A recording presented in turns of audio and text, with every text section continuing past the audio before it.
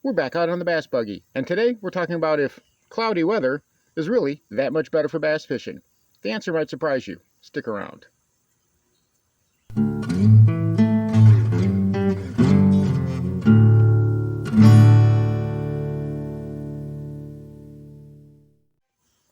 Welcome back to Lowbrow Fishing. And there's days I'm out on the water with the good old bass buggy, and that bluebird sky is just beating down on my head. That hot Mississippi sun is just scorching. And you're doing anything to find at least one small cloud that you can duck under to get out from underneath that hot sun and get a little bit of a breather. Now the bass, they pretty much feel the same way about it. When that hot scorching sun comes out, they scatter.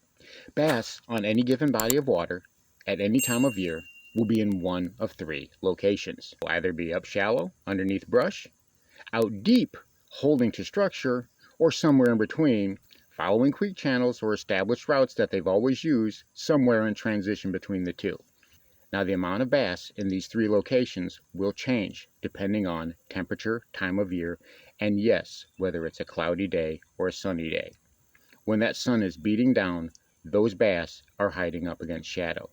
Now, most anglers will tell you that's the worst time to fish. However, it does put the bass in predictable locations. They're much easier to find. We know where they are. The trick is getting them to bite because they can become lethargic if the water gets hot. They don't really want to feed. They just kind of want to hang out and suspend. However, when that sky clouds up, those bass, they scatter. They come out from underneath their hiding places and they start to roam. While that might encourage them to be more active and actually seek out a meal, it also means we've got to search for them a lot more. So that in itself can make things more difficult, especially if you're a bank angler and you don't have the benefit of fancy electronics like down imaging, side imaging, or even forward-facing sonar. So what do? Well, in those instances, we've got to fall back on bass behavior. On every body of water, bass behavior is going to be unique. Each lake has its own personality. That being said, though, the bass are going to follow several distinct patterns. They're going to flow along lines that they've established for years and generations of bass. They're going to follow submerged creek channels. They're going to go along current lines. So in that aspect, the bass movement will be predictable, so you can locate them even without electronics. But once you do, are they going to be more apt to bite? Well, one of the things we have to think about is air temperature. See, for a bass, air temperature really doesn't mean that much. Cloudy days for us are going to cool it down, sure, but 1 or 2 days, it's not going to affect water temperature that much. It needs to happen for an extended period of time before the water temperature reflects this and the bass act accordingly. However, in the heat of summer, even in the middle of August, rolling into September, when those clouds roll in, those bass will still come out and start to roam. So, it's a double-edged sword. They may go out to feed more, but you have to go find them. Whereas when it's sunny out, you know right where they're at and they have a predictable pattern. You just need to entice that reaction bite. We can use this information to help us locate the bass even when we're fishing from the bank.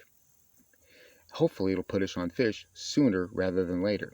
So that begs the question, is it really that much better to fish when it's cloudy? Or is it better to fish when it's sunny? Or possibly a mix of the two? What effect does wind have to play? Well, let's go out on the water and we'll take a look and see what we can find out.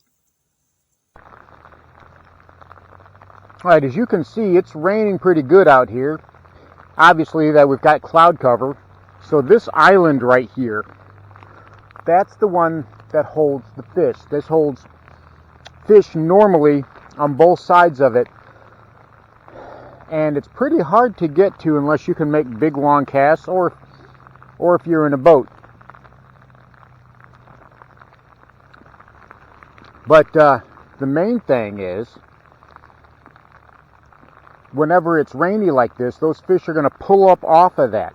Now, where this stick is, where this piece of wood comes out, we've got some structure there. There's a submerged tree. So those fish are going to be roaming. The question is where will they be roaming? Well, we can normally find that out by understanding bass patterns and behaviors. They're going to follow their traditional paths. They're going to be along creek channels, grass seams, they'll stay where they know they can. They'll stay along their normal lines, along where they know they can either find food or find cover. And a lot of times, you're looking for places that have deep water access to them. So if a bass needs to, it can just duck off and run and hide.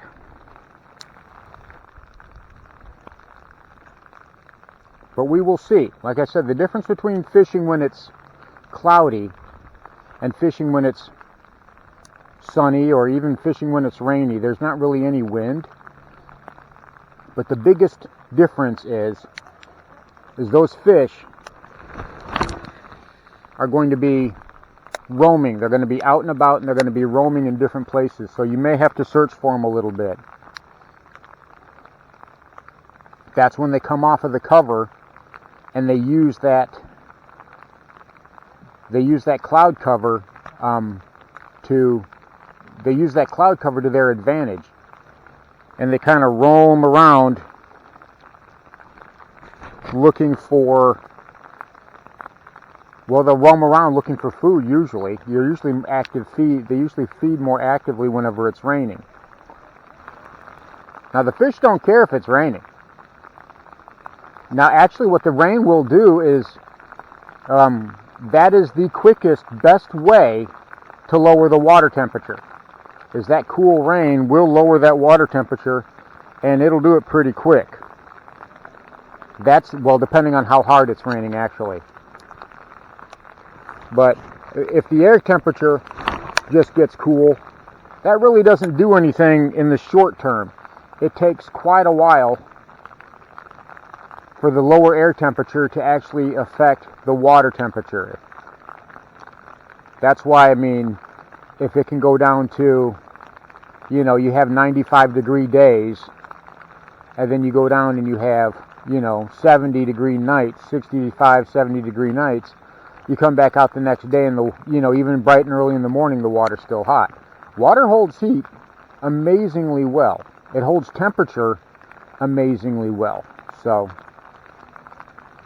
all right, I have gone to a Zoom speed worm because I found it on the ground. And when the universe gives you a bait, you use it. I'm hoping maybe something with a little bit more kick, something with a little bit more movement to it. That may be what they want. Something that, because this water has a good bit of stain to it. So we may have to keep going noisier and noisier until we find what they want. So, of course, I had to poke myself in the finger. And I got a couple of bites on that stick bait, which tells me, I think the color was right.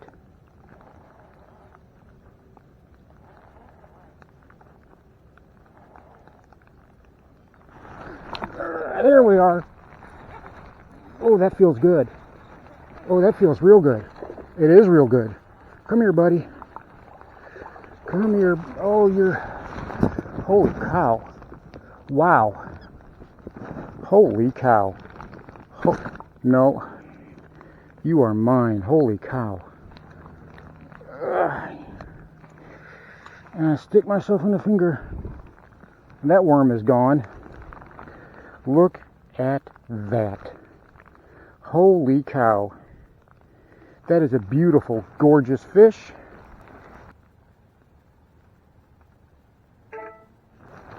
Just over 2 pounds.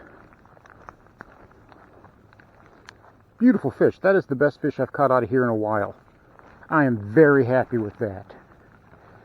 Okay, let's see if anybody else wants to play. Thank you for playing, buddy. Appreciate it. Appreciate it. Now, do you like to go fishing in the rain? Do you have better luck fishing in the rain? Now, do you like to go fishing when it's cloudy out, when it's rainy out? Do you have better luck? Or do you prefer to fish when it's sunny? What type of conditions do you like to fish in? What are some of your favorite baits you like to throw whenever the conditions are sunny or whenever the conditions are cloudy, different conditions. What kind of baits do you like to throw? What works for you? Comment down below. Let us know. Put in any little tips and tricks that you feel like adding. Anything that you can do to help benefit the community and get that off of there. Get that text posed. Any tips or tricks that you can share with the community to help, anybody catch a fish or two, land a couple more bites or whatever, especially now when fishing can be tough for a lot of the country. Put it in the comment section below. Let's have a discussion. And while you're down there, hit that like button, why don't you? Give it a big old slap. Let me know that you appreciate me coming out here in the rain to get you guys the best content that I can get for you. And maybe, I don't know, hit that subscribe button. Tell your friends about it if you like it. Spread the word on social media. I'd appreciate that. We've got a growing community here, and the more people that we can get it to be members of our community, the more knowledge we can share, the more information we can share, and hopefully the better fish people can catch, and the more fish people can catch, because that's the name of the game. We want to catch fish, and we don't want to have to empty our life savings to do it. That is the point of lowbrow fishing. Lowbrow fishing means exactly that. We are fishing on the cheap.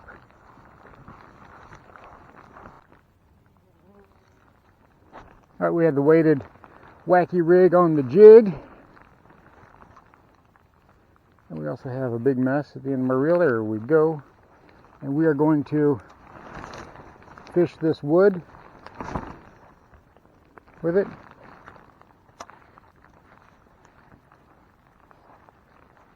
Just let that fall.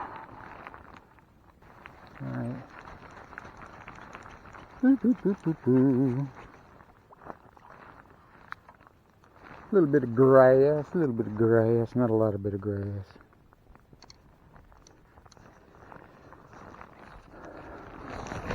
And this thing does pretty good around timber, which is where I'm using it at today. Right there, I just threw it right over the top of that log. So I'm going to come back and... The thing is every time I hook a fish off of that log... Ah, there we go. Oh yeah. Every time I hook a fish off of that log, they try to go back under it, which is what this guy just tried to do. Hello, buddy. Oh, you weren't going anywhere. I had you good. There we go. Okay, oops, thump, thunk. Let me set my rod down. Good chunker. A little over a pound. He's got to be, I don't know, 14, 15 inches long. Pretty good size. Not as big as the one we caught earlier, but still, he's going to be picture worthy. So, there we go. All right, little buddy. Thank you so much for playing along. You're a beautiful fish. So as you can see, just because it's cloudy out, it isn't so cut and dry. There are many factors that come into play whenever you're fishing for bass. Your best course of action is always to learn bass behavior. That is the best way to ensure you'll be able to find those bass and start catching them and bringing them to the boat. Thanks for watching Lowbrow Fishing. We'll catch you in the next one.